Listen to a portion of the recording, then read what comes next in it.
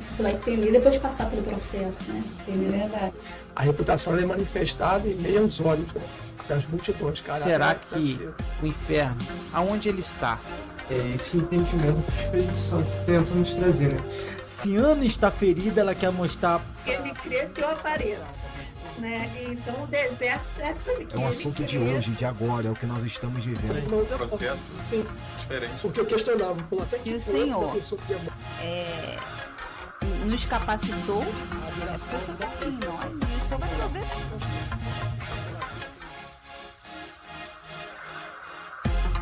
A palavra eclésia é isso. Exatamente. Reunião de liderança.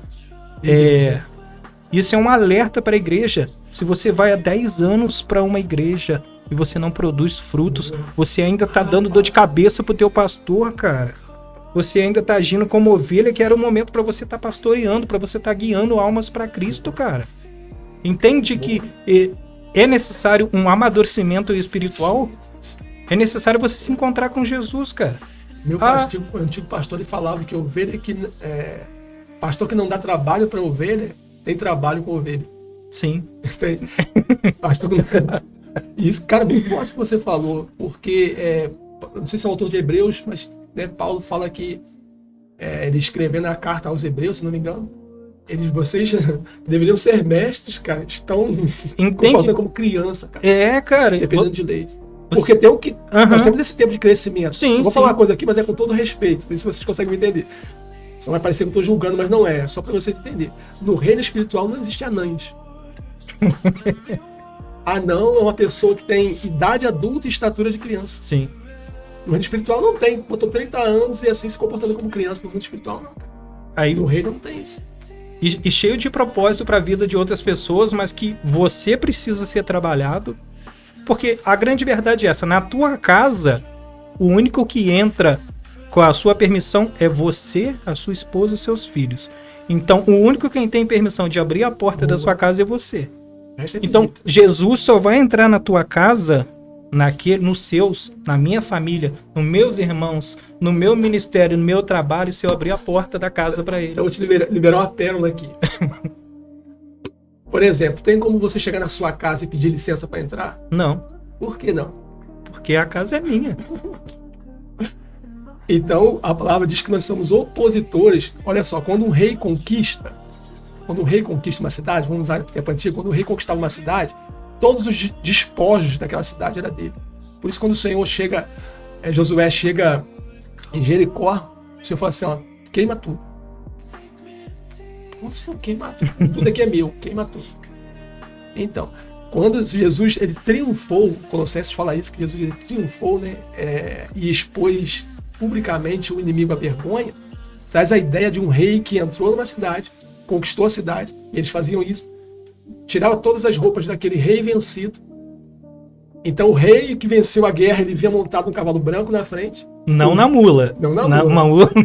O rei, quando ele montava na mula, quando você via um rei chegando montado numa mula, é indicação, o rei vem em paz. Sim. Quando ele vai montar no ele cavalo, não vem aí é guerra. Por isso que o filho de Davi ele vem no cavalo branco de acordo com João. Sim. Mas a primeira entrada em Jerusalém, a triunfal, foi uma mensagem, como é que se fala? Uma missão de paz. Sim. Não receberam. Já era o aviso. Já era o aviso. Já era o primeiro aviso. Exatamente. Que aí é o que a gente conversava. Assim, a gente não tá falando qual que é certo, qual que é errado. Mas a gente comentava a respeito dos judeus que ainda estão esperando aquele que há de vir.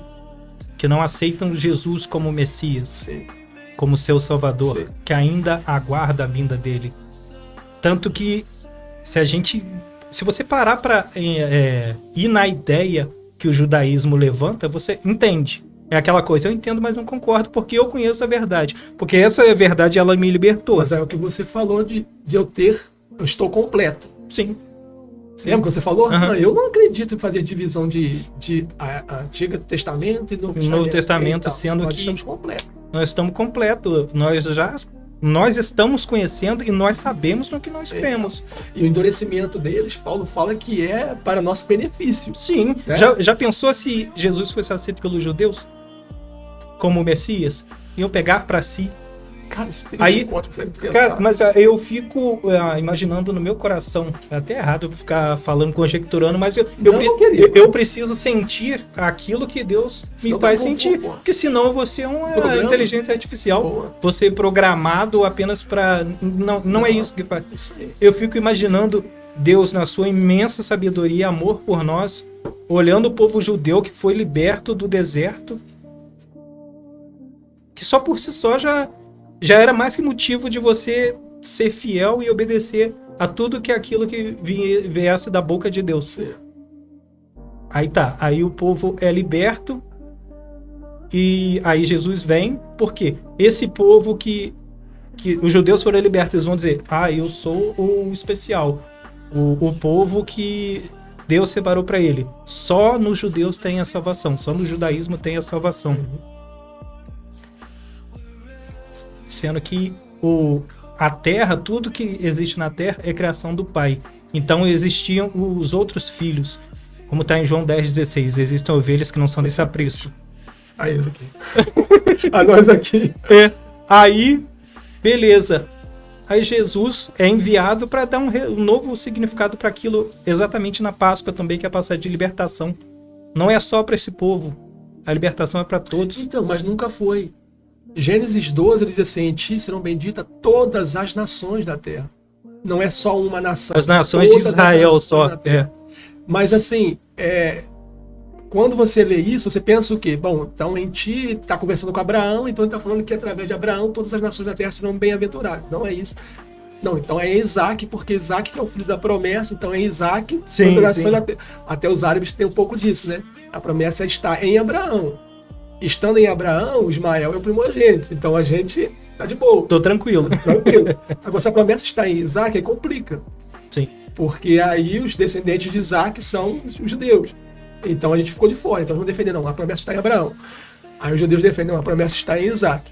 Aí Paulo vem e fala assim, não, a promessa está em Cristo.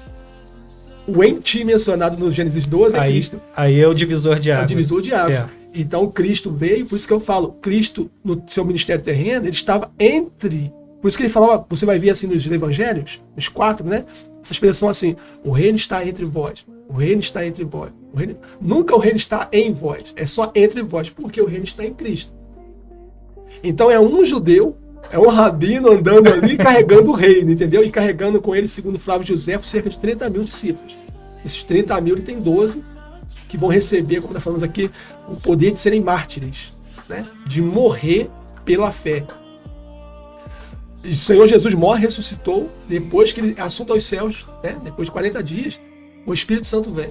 Agora já não é mais Jesus é Jesus nos discípulos. Então já não é Jesus num judeu, é Jesus pelo menos ali de 120. Sim. Que vão ser espalhados, entendeu? Cada um vai ser espalhado, então é Jesus para as nações. Indo em todas as direções. Todas as nações. É o Salmo 139 total. Cumprindo aonde? Se eu for aos céus, sim, o Senhor lá está. Por isso que não existe, cara, essa expressão assim, estou desviado da presença. Não, está desviado dos princípios. Você pode estar desviado dos princípios. Quando você deixa de... Lembra que eu falei? Você deixa de cumprir os princípios, mas a presença é impossível. É impossível. É como a gente disse que no princípio o Espírito Santo, o Espírito de Deus parava sobre as águas. Essa expressão no hebraico é gerar, chocar. Traz a ideia de uma pomba chocando, gerando.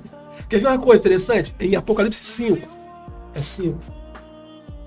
Quando João tem a visão do livro, de um ser sentado no trono, com um livro selado com 7 selos, e um anjo clamando quem é digno de tomar o livro e de romper, né?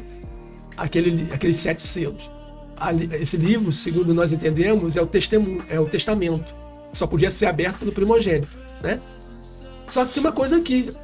Então, o anjo começa a clamar, procure-se no céu, e procuraram no céu, não achou ninguém digno, nem de olhar para o livro, quanto mais de tomar.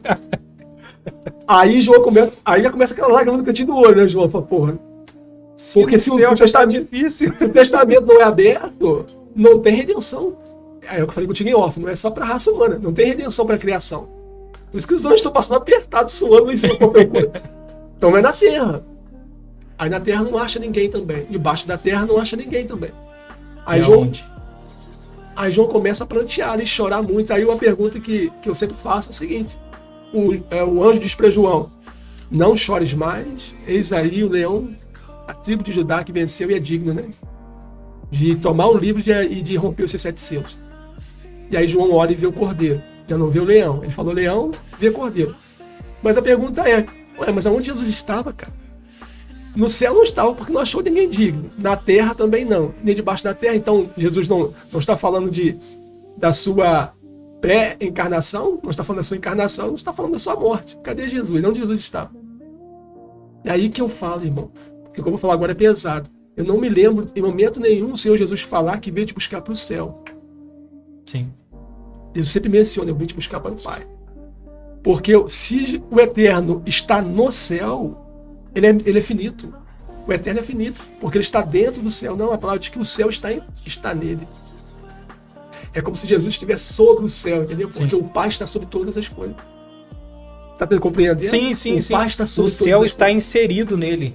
Nós estamos inseridos tudo, na cara. sua criação e nele. Tudo. Isso é uma boa nova também. Aleluia. Porque tu nunca vai estar sozinho. Deus sempre vai estar contigo. Nos piores momentos da tua vida, que você fala, meu Deus, eu tô sozinho. Não tá não, cara. O Senhor tá contigo, cara. A palavra já me diz isso. Boa. Aonde eu vou, o Senhor está lá. Isso é maravilhoso. Se isso não é motivo de tu dar um glória a Deus, de santificar o nome do Senhor, de Mas só se espalhar. isso for verdade para você, cara. Se Sim. fosse uma informação. Eis que estou convosco alguns dias, dependendo de você, dependendo do seu nível de santidade. Não, talvez eu esteja contigo. No sábado eu vou estar contigo. Eis que estou convosco todos os dias. Tanto que o sábado, tu sabes, o sábado ele começa na sexta-feira. Sim. O Às Shabbat. 18 horas. O Shabbat começa na... É louco que a sexta-feira, o sábado tá na sexta-feira e o domingo tá no sábado. No sábado.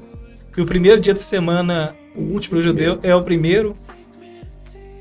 Aí a gente fica pensando, meu Deus, que doideira é essa, cara? Não é doideira não, cara. Sabe o que é? O Pai é perfeito. O Pai é perfeito. Não existe passado com Deus. Não. É tudo presente. A nossa vida é um presente. Tanto que no momento de luto, o que a gente mais dói, como tem até a palavra epitáfio, né? Que tem uma música secular que diz as lamentações devia ter amado, mas não. Não, porque não existe passado. É tudo presente. É tudo agora. É tudo hoje. A palavra é para ser pregada hoje. É hoje que nós temos que falar de Jesus.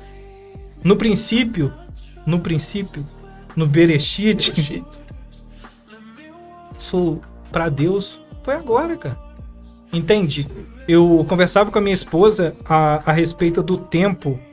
O tempo é o único local que o inimigo tem para trabalhar contra nossas vidas entre o nosso nascer e o nosso morrer. Porque após isso ele não tem mais poder. Entenda isso. Hoje em dia a gente tem isso daqui, ó. Que ele pode ser teu aliado e o teu vilão. Porque qual o tempo de santificação que você tem? O meu Instagram é um outro Instagram, porque um outro que eu tinha, ele só me bombardeava com coisas que me afastavam da presença de Deus. Aí bloqueou, enfim. Aí eu criei um novo, depois da minha conversão, né? E só busquei coisas de Deus. Páginas relacionadas. Enfim, o que eu quero dizer com isso?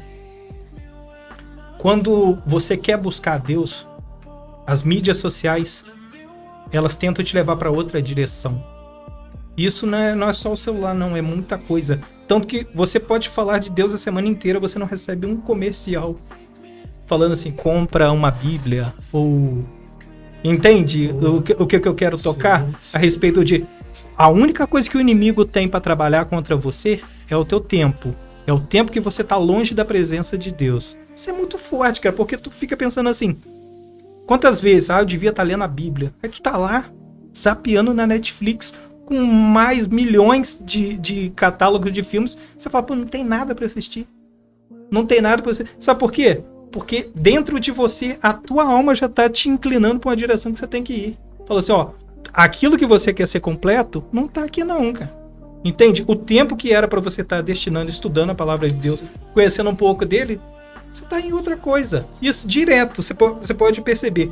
Aí você tá vendo um Rios, aí da igreja, 1, 2, palavra de Deus, versículo. Tá. Aí de repente, pum, do nada, bombardeia pra você uma coisa que não tem nada a ver. Você fala, estranho. Aí quando você vai se dar conta, você já não tá vendo mais o conteúdo que tá ligado a Deus. Você já teve aquela sensação de quando você tá nadando no mar, que tem uma placa escrito ali, perigo correnteza? Não, você nadar, pô. Mas aqui eu domino ele, cara. Maluco. Aí quando você vai ver, a correnteza já te puxou, você tá numa direção, você tá numa distância da praia, que a única coisa que pode te buscar lá é salvar vidas. E o pecado, o inimigo, ele é tão sagaz que ele vai te afastando devagarzinho da presença do Senhor.